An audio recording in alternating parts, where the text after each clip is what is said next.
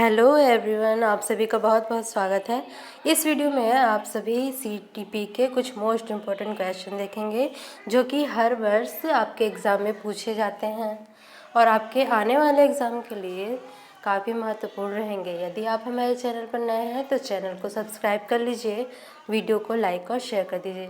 तो चलिए वीडियो शुरू करते हैं। तो आज का हमारा पहला क्वेश्चन है, देखिएगा। वह विज्ञान जो संख्यात्मक प्रदत्त को एकत्रित करने, विभाजित करने, प्रस्तुत करने, तुलना करने और व्याख्या करने की विधि से संबंधित है कहलाता है। ठीक है, ऑप्शन देख लीजिए। सांख्यिकी, ज्यामिति, गणिती या संभाव्यता। तो यहाँ पर जो इसका राइट आंसर हो जाएगा ऑप्शन नंबर ए। ठीक है, सांख्यिकी। अब इसका हम डिटेल देखेंगे। डिटेल में क्या बताया गया है। वह विज्ञान जो संख्यात्मक प्रदत्त को एकत्रित करने, विभाजित करने, प्रस्तुत करने, तुलना करने और व्याख्या करने की विधि से संबंधित है वह क्या कहलाता है? सांख्यिकी कहलाता है। ठीक है, आगे देखते हैं नेक्स्ट क्वेश्चन। पिछड़े बच्चों के लिए शैक्षिक लब्धि की अवधारणा किसने दी है? ठीक है, जो कि मोस्ट इम्पोर्टेंट क्वेश्चन है, आपके एग्ज़ाम में पूछे जा सकते हैं। तो ऑप्शन दिए गए हैं गार्डनर, बर्टन हॉल, सोनेल या सिरिल बर्ट। तो यहाँ पर इसका आपका राइट आंसर हो जाएगा option number D, Cyril Burt. ठीक है, सिरिल बर्ट ने पिछड़े बच्चों के लिए शैक्षिक लब्धि की अवधारणा दी है। तो चलिए इसका डिटेल भी देख लेते हैं। पिछड़े बच्चों के लिए शैक्षिक लब्धि की अवधारणा जो है सिरिल बर्ट ने दी है। इसके लिए इन्होंने चार्ल्स स्फीयरमैन के परीक्षण बैटरी का उपयोग किया है। ठीक है, इसी के आधार पर सन 1913 में इन्होंने पिछड़े बालकों या पिछड़े बच्चों के लिए शैक्षिक लब्धि की अवधारणा दी है। ठीक है, अब देखते हैं नेक्स्ट क्वेश्चन, जो कि यह भी क्वेश्चन काफ़ी इम्पोर्टेंट है। क्वेश्चन देखते हैं। रोसा इंक ब्लॉक टेस्ट का प्रयोग निम्न में से किसके मापन हेतु किया जाता है? व्यक्तित्व के मापन हेतु, अभिरुचि के मापन हेतु, बुद्धि के मापन हेतु या फिर अभिक्षमता के मापन हेतु। तो यहाँ पर आपका राइट आंसर हो जाएगा सबसे पहला व्यक्तित्व के मापन हेतु। तो चलिए इसका डिटेल भी देख लेते हैं। रोसा इंक ब्लॉक टेस्ट का जो प्रयोग है वह व्यक्तित्व मापन के लिए किया जाता है। यह एक प्रक्षेपी विधि है। इसका निर्माण जो है हरमन रोसा ने 20वीं शताब्दी के प्रारंभिक वर्षों में किया था। ठीक है, नेक्स्ट देखते हैं। निम्नलिखित में से कौन सा विस्मृति का कारण नहीं है? ठीक है, विस्मृति का कारण नहीं है, तो यह देखेंगे। तो यहाँ पर ऑप्शन दिए गए हैं सीखने में कमी, स्मरण करने की इच्छा, मानसिक द्वंद्वता या फिर सीखने की दोषपूर्ण विधियाँ। तो यहाँ पर इसका राइट आंसर होगा ऑप्शन नंबर बी, स्मरण करने की इच्छा शक्ति। ठीक है, अब इसका डिटेल थोड़ा सा देख लीजिए। विस्मृति या विस्मरण सीखने में कमी, मानसिक द्वंद्व तथा सीखने की दोषपूर्ण विधियों का कारण है। विस्मृति एक तरह से आपके भूलने की जो आदत है उसको दर्शाती है। ठीक है, अब नेक्स्ट देखते हैं, जो कि यह भी क्वेश्चन काफ़ी इम्पोर्टेंट है। क्वेश्चन है प्रतिभाशाली बुद्धि लब्धि स्तर कहलाता है। प्रतिभाशाली बुद्धि लब्धि स्तर कहलाता है 70 से 79 तक का, या फिर 50 से 69 तक का, या फिर 130 से ऊपर, या फिर 35 और उससे निम्न। तो यहाँ पर इसका राइट आंसर हो जाएगा ऑप्शन नंबर सी। ठीक है, 130 से जो अधिक बुद्धि लब्धि वाले जो बालक होते हैं उन्हें प्रतिभाशाली बुद्धि लब्धि वाला बालक कहा जाता है। डिटेल में देखते हैं। टर्मन ने 1916 में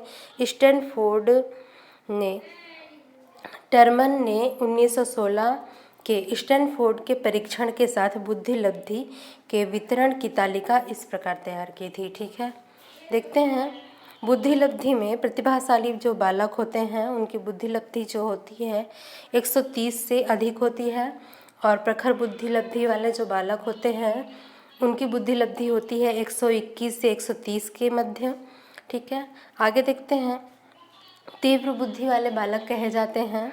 उनकी बुद्धि लब्धि होती है 111 से 120 के मध्य में, ठीक है। और सामान्य बुद्धि लब्धि वाले जो बालक होते हैं उनकी होती है 91 से 110, ठीक है। और मंद बुद्धि वाले जो बालक होते हैं उनकी बुद्धि लब्धि होती है 81 से 90, ठीक है। तो इसे याद रखेंगे, ठीक है। ये सभी मोस्ट इम्पॉर्टेंट है, इनसे कोई भी क्वेश्चन बनाया जा सकता है और आपसे पूछा जा सकता है।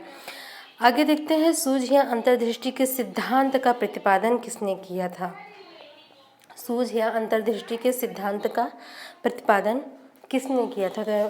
यहाँ पर ऑप्शन दिए गए हैं, थॉर्नडाइक ने, गेस्टाल्टवादी मनोवैज्ञानिकों ने, या फिर हेगर्टी ने, या फिर स्किनर ने। तो यहाँ पर इसका राइट आंसर हो जाएगा ऑप्शन नंबर बी, गेस्टाल्टवादी मनोवैज्ञानिकों ने, ठीक है।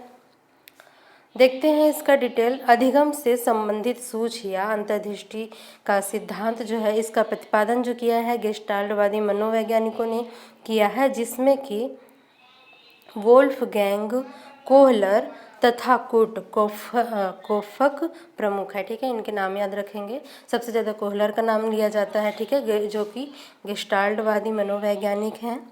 और इनके अलावा वोल्फगैंग और कुर्ट कोफक, ठीक है। तो अब आगे देखते हैं, नेक्स्ट क्वेश्चन है, मैकडूगल के अनुसार प्रत्येक मूल प्रवृत्ति से संबंधित होता है। मैकडूगल के अनुसार प्रत्येक मूल प्रवृत्ति से संबंधित होता है संज्ञान, संवेग, संवेदना या फिर चिंतन। तो यहाँ पर इसका राइट आंसर हो जाएगा ऑप्शन नंबर बी, संवेग, ठीक है। ऑप्शन नंबर बी, संवेग। डिटेल देखते हैं। मैकडूगल के अनुसार संवेग प्रत्येक मूल प्रवृत्ति से संबंधित होता है, ठीक है। इन्होंने जो है 14 प्रकार की मूल प्रवृत्तियों को बताया है, ठीक है। जैसे एग्जाम्पल में देख लीजिएगा, भय, क्रोध, घृणा, वात्सल्य, करुणा, कामुकता आदि, ठीक है। आगे देखते हैं, ये सभी जो है मैकडूगल के द्वारा बताई गई मूल प्रवृत्तियाँ थी, ठीक है। आगे देखते हैं, क्वेश्चन है, पूर्व अनुभव के आधार पर संवेदना को अर्थ प्रदान करना कहलाता है। संवेदना, प्रत्यक्ष ज्ञान, अभिप्रेरणा या फिर कल्पना। तो यहाँ पर इसका राइट आंसर हो जाएगा ऑप्शन नंबर बी, ठीक है, प्रत्यक्ष ज्ञान। ऑप्शन नंबर बी, प्रत्यक्ष ज्ञान। अब इसका थोड़ा सा डिटेल देख लेते हैं। पूर्व अनुभव के आधार पर संवेदना को अर्थ प्रदान करना प्रत्यक्ष ज्ञान कहलाता है। फिर है next question, cloud picture test निम्न में से किसके मापन में प्रयुक्त होता है। बुद्धि के, व्यक्तित्व के, अभिक्षमता के या फिर अभिरुचि के। तो यहाँ पर इसका राइट आंसर हो जाएगा ऑप्शन नंबर बी, व्यक्तित्व के, ठीक है। क्लाउड पिक्चर टेस्ट जो है व्यक्तित्व के मापन में प्रयुक्त होता है और यह एक प्रक्षेपीय प्रकार का परीक्षण है। आगे देखते हैं, नेक्स्ट क्वेश्चन है, निम्न में से कौन सा शेष से भिन्न है, ठीक है। TAT, 16 PF या फिर रैवेन का परीक्षण या फिर ड्रा एमैन का परीक्षण। तो यहाँ पर इसका राइट आंसर हो जाएगा आपका ऑप्शन नंबर ए, ठीक है, TAT।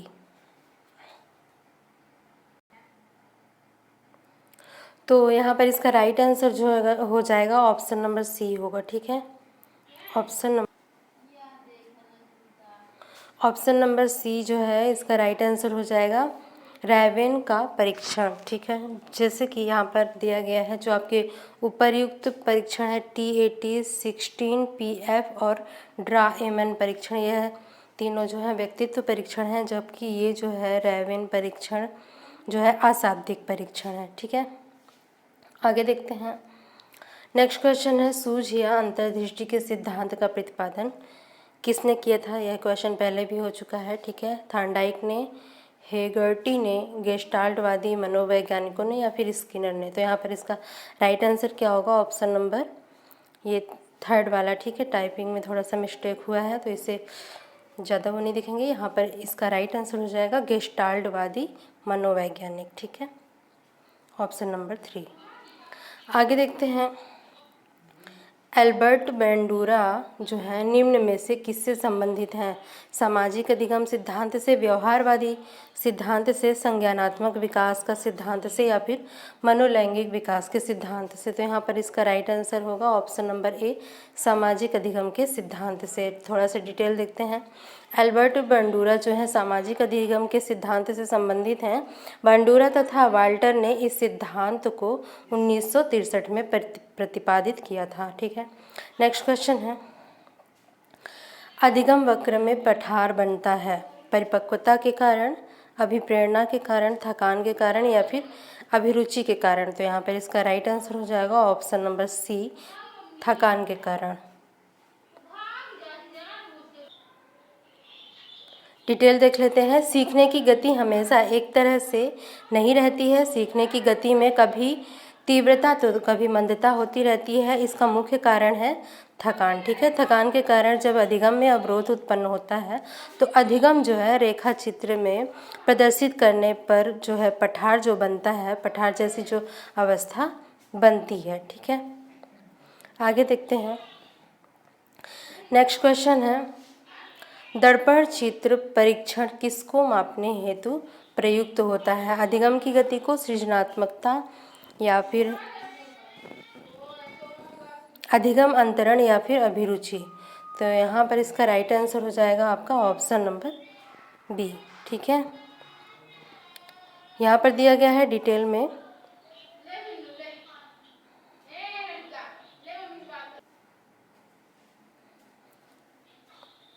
इसका राइट आंसर है ऑप्शन नंबर ये आपका थर्ड वाला, अधिगम अंतरण। ठीक है, दर्पण चित्र परीक्षण अधिगम अंतरण को मापने हेतु प्रयुक्त होता है।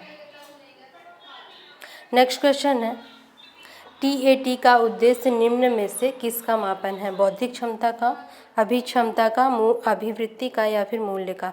तो यहाँ पर इसका राइट आंसर है ऑप्शन नंबर बी, अभिक्षमता का। ठीक है, डिटेल में देखते हैं। TAT का उद्देश्य जो है अभिक्षमता का मापन करना होता है। TAT अर्थात अध्यापन अभिक्षमता परीक्षण का निर्माण सिंह एवं शर्मा ने किया था। आगे देखते हैं, संघनन का सिद्धांत निम्न में से किसकी व्याख्या करता है? अधिगम की, स्मृति की, अभिप्रेरणा की, या फिर सृजनात्मकता की?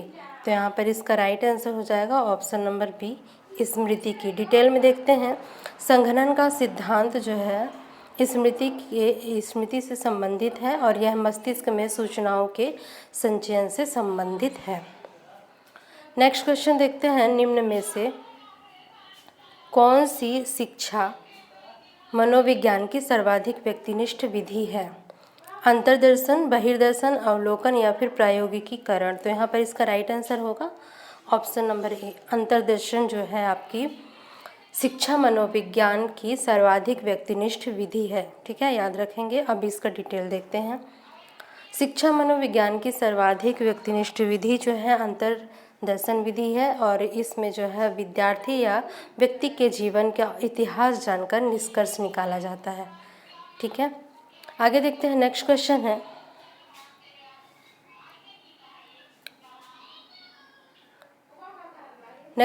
है, भारतीय संविधान के किस अनुच्छेद में 6 से 14 वर्ष आयु वर्ग के बच्चों के लिए निःशुल्क व अनिवार्य शिक्षा का अधिकार शामिल किया गया है? अनुच्छेद 26, अनुच्छेद 15, अनुच्छेद 45, या फिर अनुच्छेद 21A?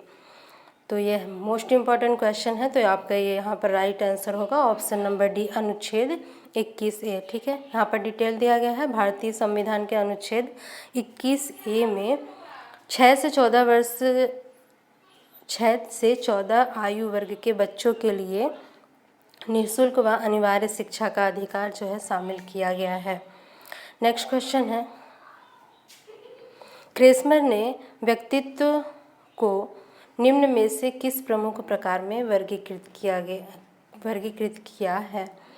कृशकाय, दुर्बल, गोलकाय, सुडौल, या फिर उपरोक्त सभी? तो यहाँ पर इसका राइट आंसर हो जाएगा ऑप्शन नंबर डी, उपरोक्त सभी। ठीक है, आगे देखते हैं।